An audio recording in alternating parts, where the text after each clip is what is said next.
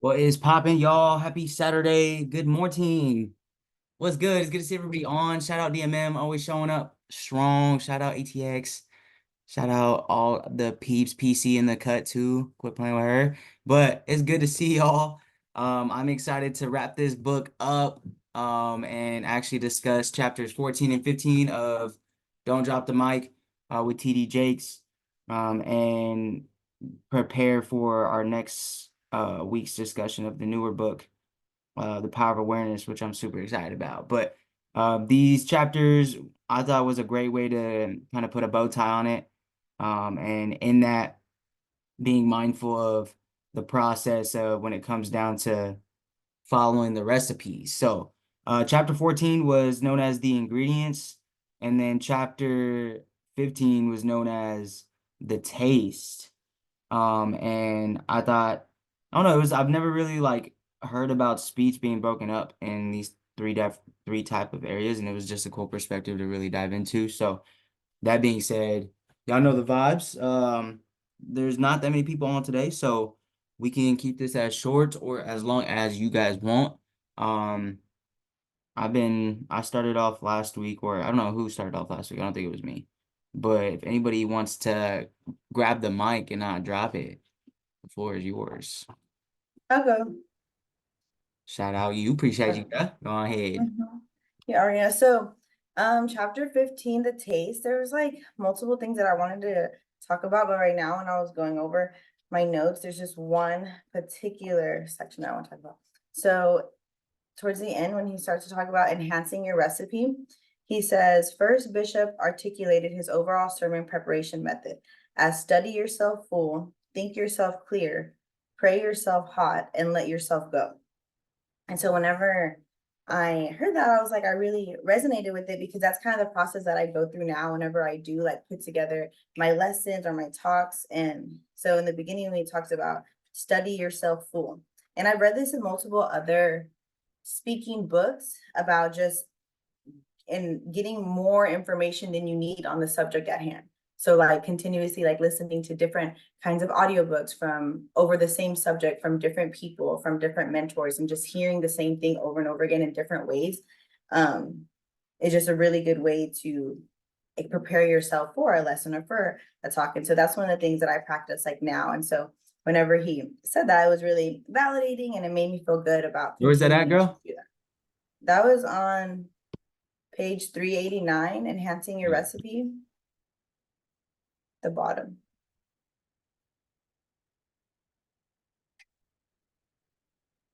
And then the second point after that, so he said, study yourself full. And then he said, think yourself clear. And so when he said that, I kept thinking about myself, like if I like say, for example, I want to talk about the subject of belief. And there's so many different things that I can say about that subject, right? So I'll get overwhelmed with all the information I know about it, all the information that I want to share, and like how. So then I have to like get really clear and just ask myself. And this goes back to what he was saying too about like listening to your audience. Like I had to realize that too. I'm like, okay, what does your audience need to know about that subject? Like there's so many different things that you can hit on, but what does your audience need? Not what's your favorite thing to talk about, not what you want to say, but what does your audience need? And that's something that I have to like stop myself and pause because I'll get like really excited and want to say all the things and like information overload. And so recently I've just been asking myself that question over and over again. I'm like, okay, this topic is important, but what is the specific message that I'm giving today? Where is it going to hit the specific need? And the more that I like ask myself that question, I'll get clearer and clearer on the answer. Um, and next he said, pray yourself hot. And I mean, I just resonated with that because I'm praying all the time. And so whenever I do pray, though, and I pray about like in context of like preparing for a lesson, I will like ask God to give me specific downloads and like send me specific messages of what my audience needs, what I need to hear, and asking you shall receive. So God always be coming through. One of the things that I do pray about is, and this goes into the second part, the last part that he says, let yourself go, is to help me like remove myself from the message, or like just to really be that messenger and be the bridge builder that he talked about earlier in the chapter. And one of the things that one of my other mentors taught me, she was like, you have to get yourself out of the way. She was like, this is not about you. It's not about like your healing and like your stories and this and that. This is about them. And so she was like, when you are telling stories about yourself and you're giving examples of your story, she's like, you need to make sure that you're on top of the story. Like you're not in it. You're not like super, super duper still emotional about it, because sometimes that'll get in the way of like being effective. So I've had to practice like collecting my stories. Like there's a story, like say I'm going through something that I know will be really relatable. I realize like, okay, I need to like write this down, jot this down, and I'll share it, but I have to make sure that like I'm thoroughly through it. Like I've let myself go and my opinions and my own like perspective about it. And I can deliver the message clearly with the story as an example. Um, and so that's what I thought about whenever I read these 4 points. Whenever he said, Bishop articulates the overall sermon preparation method as study yourself full, think yourself clear, pray yourself hot, and let yourself go. So that's what I want to share about the chapter. Fire, girl. You can popcorn whoever. Let's see. Donnie. Popcorn Donnie.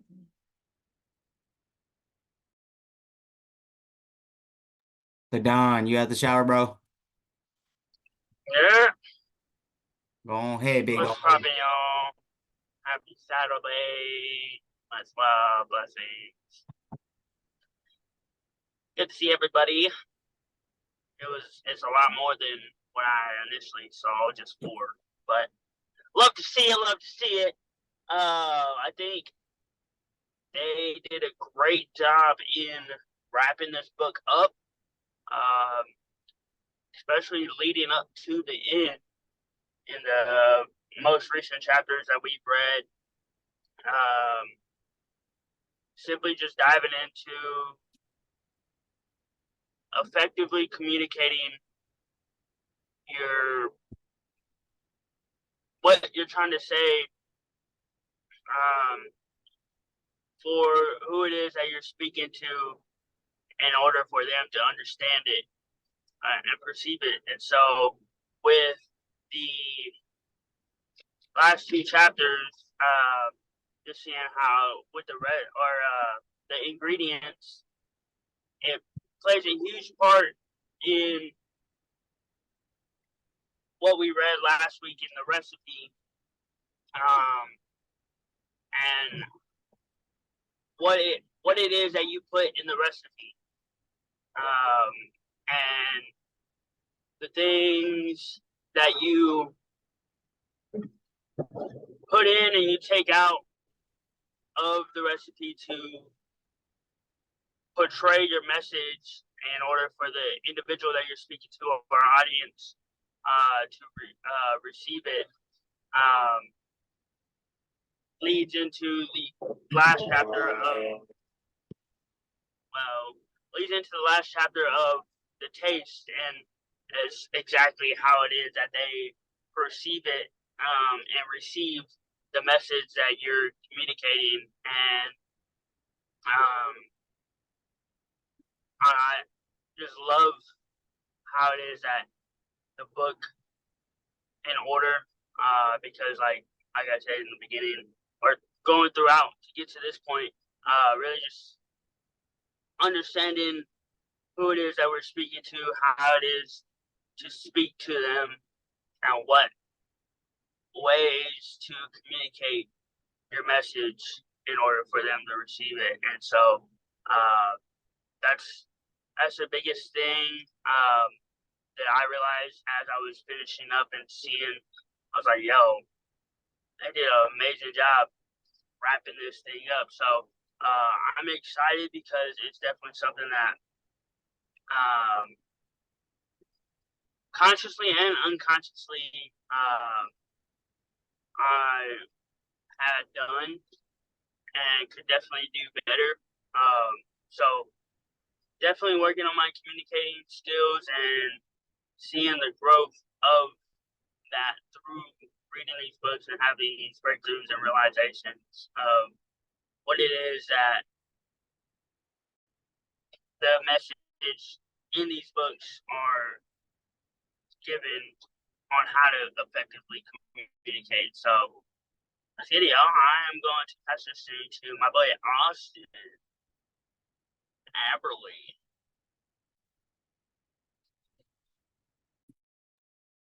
What up? What up? What up? What up? And I really like these last two chapters.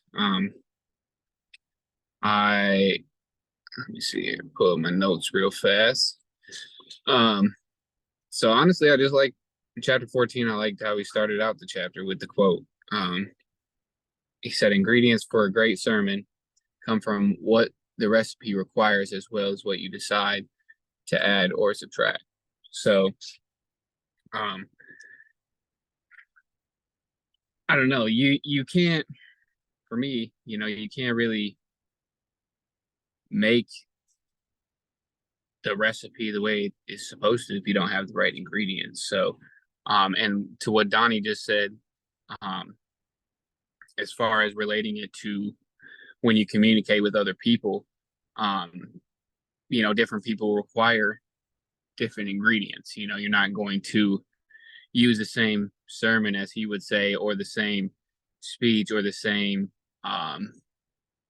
delivery to every single person, because everybody is different. So you really have to choose the right method of delivery, as well as the tone, um and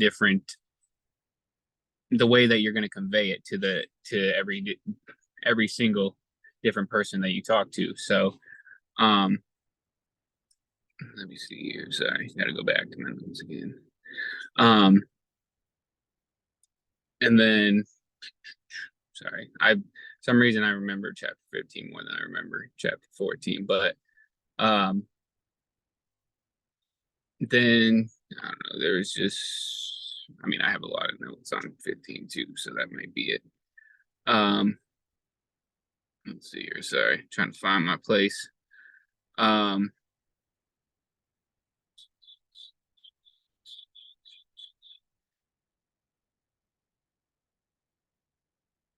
I liked how he talked about too, because toward the end of the chapter, he said, no matter how much time and preparation went into your work or your speech, it's the taste that the people remember the most. So, it's everybody's not going to necessarily remember everything that you said, but they're going to remember how you made them feel. And we talk about that a lot, and so the taste, quote unquote, that you leave with other people is what they're going to remember the most about what you said, how you made them feel. And I think that's really important, especially in like the business that we're in, and especially too with your faith, because if you're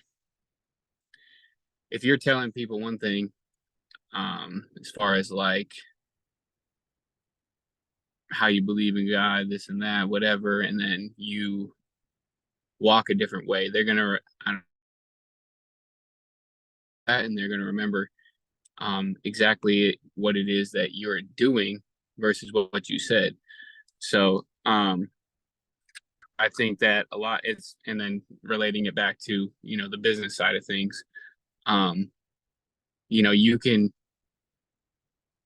on different like presentations, for instance, with different people, because obviously over the course of the years, you definitely connected and talked to a number of different people, with different personalities and different, come from different walks of life. So, just relating it back to how you make them feel is just really what I need, or what I've been learning to focus on more, when it comes to like the business, because like before I had really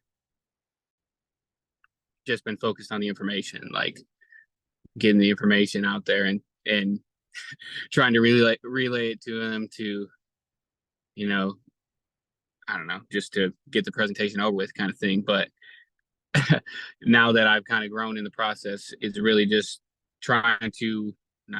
doing my best to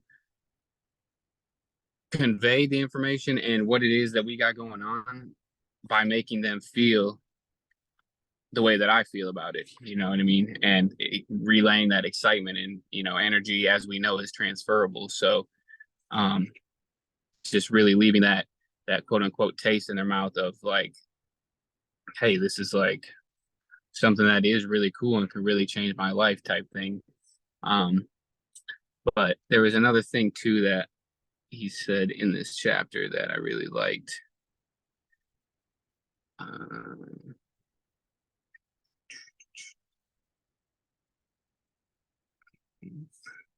It's red. So he said in relating to his sermons, but obviously this could be applicable to, just everyday communication with other people. So, and really when you're trying to convey your message. So he said the sermon is not just a compilation of spoken words, sentences, and paragraphs. Rather, it's an organized system of ideas, images, and rhetorical arguments intentionally designed by the preacher to persuade the audience and to assist the Holy Spirit in creating the taste of God in the mouths, hearts, and souls of the audience. So, I just think that the intention behind what you're saying to people, is what obviously mixed with how you're delivering your message and really just being authentic about it. Because I think I have, like in the past, I have not always I didn't always speak intentionally. I was just kind of generalizing to people about what I was trying to talk about, but just really setting that intention behind what you're saying and conveying it in a way that will help move them, you know what I mean, and help them understand fully what it is that you're doing, or what it is that you're saying, excuse me, or trying to say to them. So, how they will best receive your message, is kind of what I got from a lot of what I got from this chapter. Is it really the way that you convey your message and the way that you speak to other people is more important, I guess, than the message in and of itself. And I believe that he has talked about that quite a bit throughout this book, because the way the information may be great, but if you're saying it in a way where you're like just monotone or like not really excited about it, people aren't really going to feel that, and people aren't really going to resonate with you, and they're really not going to be excited about what you got going on if you're not excited about what you got going on. So, really what I've been focusing more on is not necessarily the information in and of itself, because the information is obviously great. We all know the value that it has. We all know the value that we hold as a community.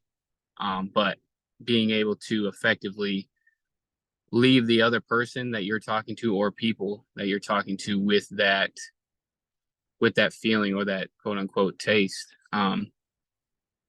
of excitement or happiness, or like the feeling of what's the word I'm looking for? I don't know, I forgot the word, but just really I don't know, just really helping them feel what you're saying instead of focusing more on the information. So, oh, last thing I was going to say too that really stuck out to me, and I know he's kind of said it in different ways throughout the book as well, and we've talked about it as the squad too. But he said a great orator must be a good listener, and he said you cannot speak if you cannot hear. So really listening also to what other people are saying, so that you can best effectively communicate with them, because just talking just to talk, or just talking to get your message across, may not resonate with them if you don't understand exactly where they're at and what they need.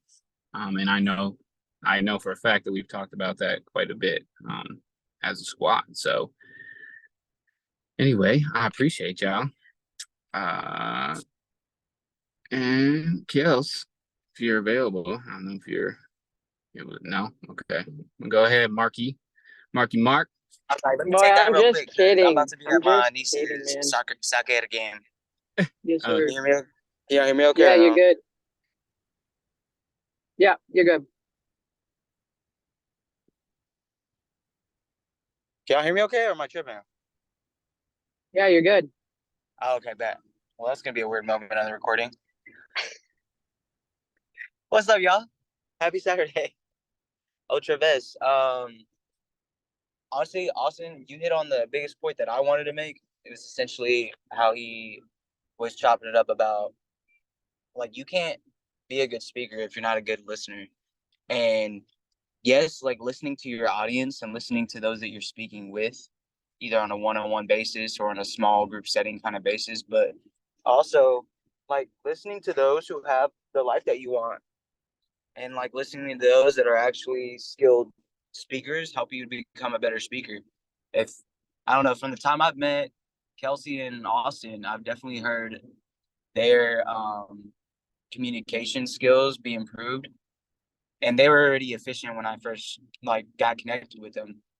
But I know Kelsey's been very intentional with like her tonality, and the energy that she provides while she speaks, and Austin with his articulation and actually making sure that, as he was saying, that he gets the point across, and people are affected by the way that they feel versus what they hear, because that's what matters the most. And a lot of that came from them actually like diving into audios on a daily basis, learning what's popping on a consistent vibe. Bro, you can go and park in the actual parking lot, bro. For real? Yeah. Where at? Was that closed off earlier? It's all good. I mean, we could walk right here too. Um, but yeah, I highlighted something real quick I wanted to touch on. So, anyways, I was just giving y'all some flowers because you guys consistently hear from professional speakers, and it's evident in how you guys are um carrying out your life. I'll be over there in a second if you're okay with me locking up. Here we go. Okay, cool. Okay, stop. Boop boop boop ba doop ba doop. I think on the ingredients, I think what was honestly something that stood out to me was how he said that when he spoke with Bishop T.D. Jakes, he asked what the ground of his hope, what was it built on, and what stood out to me was that he said that on a personal level, I know God is with me, and he got quoted saying, I never could understand why I disappointed God at every turn, but God was always God has always proven that God was for me. Based on God being for him, he admittedly is an optimist by nature. And I literally, bro, I'd be like kind of delusionally optimal about everything that I've got going on all the time. And it really resides on that manner as well. And I think the biggest part that on why I brought that up was he talked on how human beings can get up if they fight hard and long enough because God is with them. And he knows that if they have nothing but hope, um, he was saying like he knows what it's like to have nothing but hope. Sometimes when I was losing my job and had no money, hope was the only thing on my refrigerator. So hope is the amazing, bodacious, and soul invading grace of God. The heart of his message to his people is God is for them, and they can make it and get back up. So, I mean, obviously they were touching on the actual sermon that he gave, but I think like instilling hope within your communication, especially to reach out to those that are seeking and going after more in their life, which is the field that we're all in, is extremely important. It's good to be hopeful, um, to an extent, you know what I'm saying? But in the process, I just know that if you make it personal with your preparation, you make it personal with the ingredients that you put into your speech, and you make it personal on doing it as a act to and for God, then like your message will hit with with the taste that is left in their spirit. Essentially what Austin was covering with you guys in that last chapter. And I feel like the last chapter, I think the biggest reminder is,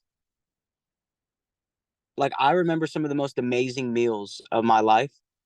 Sometimes I can't remember exactly how it looked. Sometimes I can't even remember exactly how it smelled, but I know damn well how it tasted, and it was like absolutely phenomenal. Like elk. Have you ever had elk before? I don't know if you've had elk before, but fire and desire. First time I ever had elk, there was like this blueberry glaze type of vibe over the top with some marinated freaking broccolini and some amazing mashed potatoes.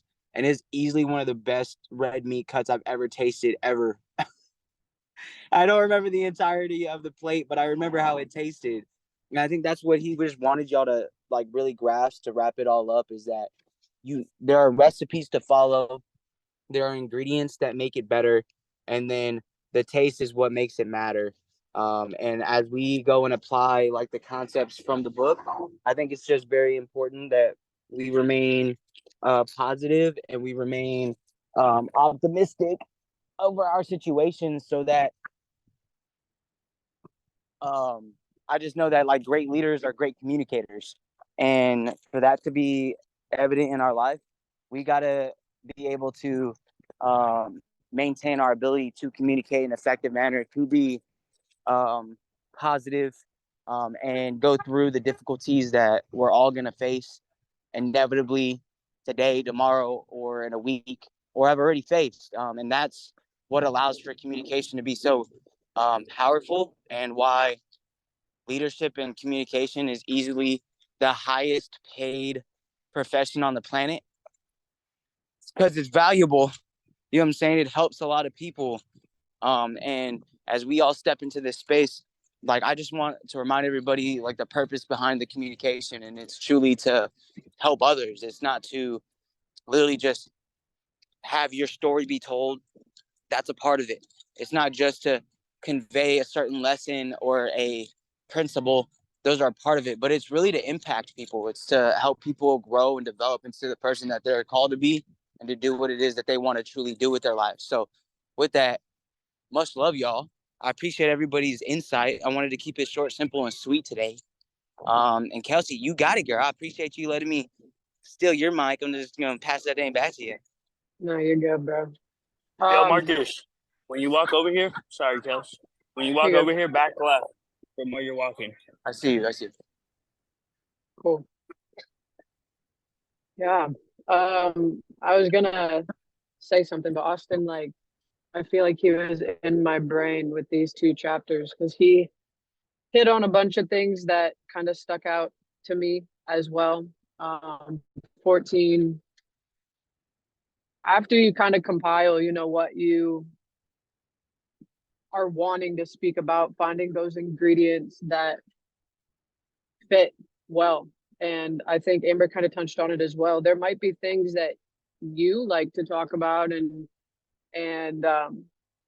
but that might not necessarily be the right ingredient for that specific recipe and for that specific message. And so really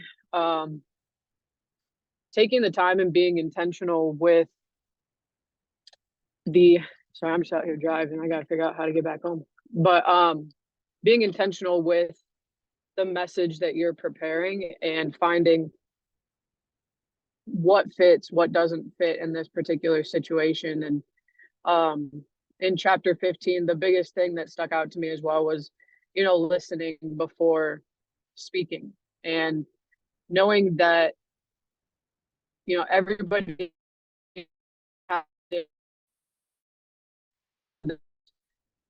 some people really like a certain dish, other people don't like the dish because of whatever the case is. And so knowing that if you're speaking to a large group of people, there is a large chance that everybody is going to resonate with what you're saying. But like Austin touched on, having that intentional feeling with it, and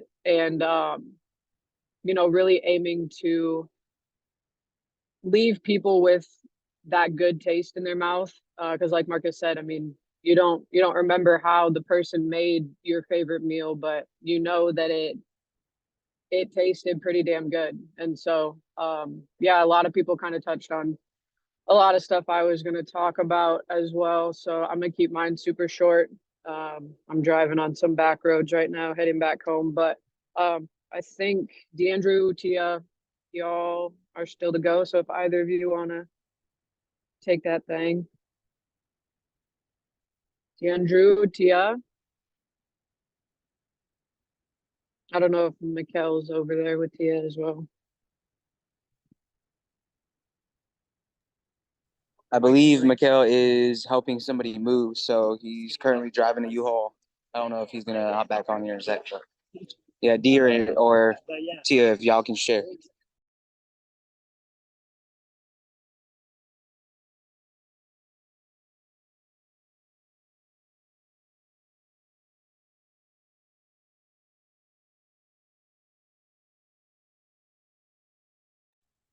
All right, going once, going twice, sold. All good. Well, appreciate everybody hopping on and actually tuning in. For those who didn't read the entirety of the book, high key suggest you take the time. It's definitely worth it. And shout out to all you guys who committed to actually follow through and carry out the longevity of the book to actually add some value in your life and improve what you got going on. So I'm excited to see how Squad implements this as we move forward. And then as we step into this next book, The Power of Awareness, quit playing. I am looking forward to see exactly like the insight in how that book makes us even more aware than we have already been, because I feel like one of the coolest things about our community is that we're probably some of the most aware individuals that I've gotten a chance to grow and learn with. Um, and I just know, like, the more the more you know, period. You just don't know the things you don't know. So if you've never read the book before, the power of awareness is something that a lot of sorry, y'all, my niece is literally playing soccer. It's kind of crazy. Okay, but anyway, I'm gonna flip my camera before we get off this thing. But a lot of successful individuals have read this book, have talked about this book, and have taught principles behind what the book actually embodies. So if you need the actual book, if you need the actual hard copy, if you go in the TGF Book Club group in the app under the new book topic, you'll see links.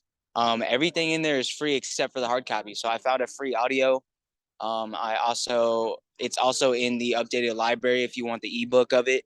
And then the Amazon link is there for you guys as well. So with that, I hope you guys have a blessed Saturday. Much love. And y'all know the vibes. If y'all need me, call me, text me, or beat me. And I'll catch you at the top.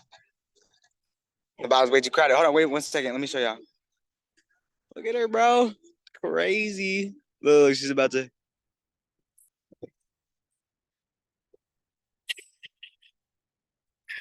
She's out here, bro. It's kind of wild. I'm not gonna lie. But yeah, anyways, thanks for letting me show her off. Love you guys. Have a good one. Peace.